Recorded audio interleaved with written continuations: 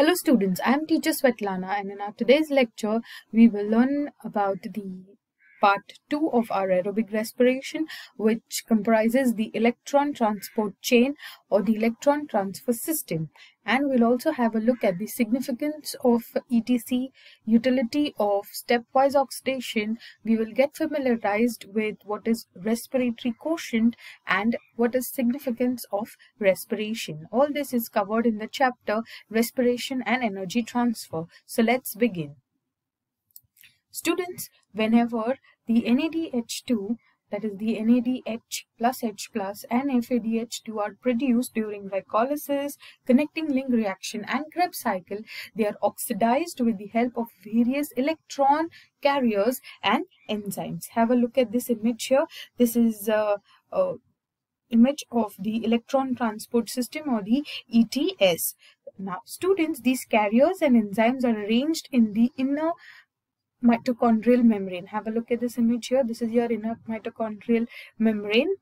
And now these complexes are arranged in the form of you can see here complex 1, complex 2, 3, 4 and 5. Now NADH plus H plus is oxidized by NADH dehydrogenase, that is complex 1. Here, have a look at this image. At this point you can see NADH plus H plus is being oxidized to NAD by your complex 1 here with the help of NADH dehydrogenase. And its electrons are transferred to ubiquinone coenzyme Q, that is also called as, here you can see here, it is also called as CoQ, present on the inner membrane of the mitochondria. Reduced ubiquinone is called as ubiquinol. FADH2 is oxidized by complex 2 here. FADH2 is oxidized by complex 2 with the enzyme succinate dehydrogenase, and these electrons are also transferred to coenzyme Q. During oxidation of NADH plus H plus and FADH2, electrons and protons are released, but only electrons are carried forward, whereas protons are released into the outer chamber of the mitochondria. So the electrons are forwarded and the protons here you can see they are released on the outside of your mitochondria, that is in the outer chamber. Students, the ubiquinol is oxidized by complex 3, that is your cytochrome BC1 complex, and its electrons are transferred to cytochrome C here. The electron is transferred to cytochrome C. Cytochrome C is a small iron containing protein loosely associated with the inner mitochondrial membrane at this point. It acts as a mobile electron carrier, transferring the electron between complex 3 and complex 4 here. So it transfers the electron between complex 3 and complex 4. Cytochrome C is oxidized by complex 4 or complex C oxidase consisting of cytochrome A and A3. Electrons are transferred by this complex to the molecular oxygen. This is the terminal oxidation stage. So here you will see that these electrons are transferred to the oxygen, and this is called as terminal oxidation. Reduced molecular oxygen reacts with proton to form water. Here you can see here the oxygen and your proton, they combine together to form the water molecule, which is called as the metabolic water. Protons necessary for this are channelized from the outer chamber of the mitochondria into the inner chamber by F0 part of the oxosome, that is complex 5. So this is your complex 5, the F0 part of your cytochrome. It is present again in the inner mitochondrial membrane. This proton channeling by your F0 is coupled to catalytic site of F1 here. So it is coupled here to this catalytic site, which is called as F1, where your synthesis of ATP from ADP and inorganic phosphate takes place. This is called as oxidative phosphorylation. As the transfer of proton is accompanied with synthesis of ATP, this process is named as chemoosmosis by Peter Michel. Students, oxidation of one NADH plus H plus leads to the production of 3 ATP molecules, whereas oxidation of FADH2 leads to productions of 2 ATP molecules. However, the number of ATP produced depends upon the physiological conditions and the source of respiratory substrate. The table below is a balance sheet for ATP by aerobic oxidation of one glucose molecules. So in this table here, you can see in glycolysis, the conversion of pyruvate to acetyl-CoA and Krebs cycle, the amount of ATPs that are consumed. Here you have the amount of ATPs that are produced. So around totally you have 40 ATPs produced, but after the net benefit, that is after the subtraction of the ATPs consumed, you have around a total of 38 ATPs. That is the net benefit, or you can say 38 ATPs are obtained from the aerobic oxidation of one glucose molecule. Significance of your electron transfer system or the electron transport system is that it generates major amount of energy in the form of ATP molecule. 34 ATP molecules out of the total 38 molecules are produced from your ETS. It generates oxidized coenzymes such as NAD plus and FAD plus from their reduced forms NADH plus H plus and FADH2 for recycling.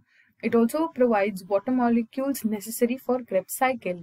It releases energy in a stepwise manner to prevent damage of the cells. Here you have an image put up of the summary of the aerobic respiration. That is what happens as part of your aerobic respiration. First you have your glycolysis taking place here in the cytoplasm, then the pyruvic acid enters into the mitochondria, and then there is conversion of your linking reaction where your pyruvic acid is converted to acetyl-CoA. This acetyl-CoA enters into the Krebs cycle, the products of which are oxidized by the electron transfer system, finally leading to the generation of ATP. Utility of the stepwise oxidation. Students, you may have noted that both anaerobic and aerobic respiration are conducted in many steps. You may wonder what could be the utility or basically the reason of the metabolic pathway with so many steps. Such stepwise metabolism serves several purposes. One of it is a stepwise release of chemical bond energy facilitates the utilization of a relatively higher proportion of that energy in ATP synthesis. The next benefit is activities of the enzymes for the different steps may be enhanced or inhibited by specific compounds. This provides a means of controlling the rate of the pathway and the energy output according to the need of the cell. And the third important benefit is the same pathway may be utilized for forming intermediates used in the synthesis of other biomolecules like amino acids. Here, student, this table represents a comparison of the overall equations of photosynthesis and respiration. So, if you have a closer look at the table, you will realize that to some extent the two processes are reversible to each other. Photosynthesis involves a reduction of CO2, whereas respiration involves the oxidation of glucose. In other words, you can see here with the help of carbon dioxide, your glucose is synthesized, but in respiration, your glucose is utilized and broken down to give back the carbon dioxide and water molecules. So, hence, in this content, they are considered to be reverses reactions of each other. Respiratory quotients. Students, the ratio of volume of CO2 released to the volume of oxygen consumed in respiration is called as respiratory quotient RQ or respiratory ratio. Now, this depends on the type of respiratory substrate we have. So, to elaborate more, your respiratory quotient is the measure of the ratio of carbon dioxide produced and the oxygen consumed by an organism per unit time. Now, this respiratory quotient is a ratio, therefore it has no units. This is how the formula for it is represented, that is RQ equals volume of carbon dioxide produced to volume of oxygen consumed per unit time. The respiratory quotient is a valuable measure as it provides us with information regarding the nature of the substrate being used by the organisms for respiration. The simplified equation for aerobic respiration of glucose is glucose C6H12O6 plus 6O2, giving you 6 carbon plus 6 water molecules. So in this reaction you can see that 6 carbon dioxide molecules are produced and 6 oxygen molecules are consumed. So the respiratory quotient for this reaction will be 6 CO2 by 6 O2, which will come to 1. Students, this indicates that when carbohydrates are used as respiratory substrates and they are completely oxidized, the RQ, that is a respiratory quotient, is 1 because volume of CO2 evolved is equal to the volume of oxygen consumed as shown in the equation. When fats or proteins are utilized as substrate, the respiratory quotient is less than 1 as the volume of carbon dioxide evolved is always less than the volume of oxygen consumed. Mostly for fats, the respiratory quotient is about 0.7 and for proteins it is about 0.9. And students, please remember these respiratory quotients are for aerobic respirations, which involves the consumption of oxygen. So when it comes to anaerobic respirations, which happens in absence of oxygen, the respiratory quotient is always infinity as CO2 is evolved without taking in oxygen. Now students, let us quickly have a look at the significance of respiration. Respiration provides energy for biosynthesis of cellular materials such as carbohydrates, proteins, fats, lipids, vitamins, pigments, etc. It is also a source of energy for cell division, growth, repairs, and replacement of worn out parts, movements, and locomotion, etc. Various intermediates of Krebs cycle are used as building blocks for synthesis of other complex compounds. Coupled with photosynthesis, it helps to maintain the balance between CO2 and O2 in the atmosphere. That is, it maintains the carbon-oxygen balance. You can have a look at this image here. You can see what happens in photosynthesis as well as respiration. Here, photosynthesis, you can see energy is needed, and in respiration, energy is released. If you compare the reactants, products, and the energy results of these two chemical reactions, you can find the connection that here your carbon dioxide is utilized and oxygen is evolved, and your oxygen is taken in and your carbon dioxide is evolved. So it helps maintaining the balance in the atmosphere. Anaerobic respiration, that is fermentation, is used in various industries such as dairies, bakeries, distilleries, leather industry, paper industry, etc. It is used in the commercial production of alcohol, organic acids, vitamins, antibiotics, etc. Energy of respiration is also used to convert insoluble substances into soluble form. So these are some of the few reasons which highlight the importance of respiration.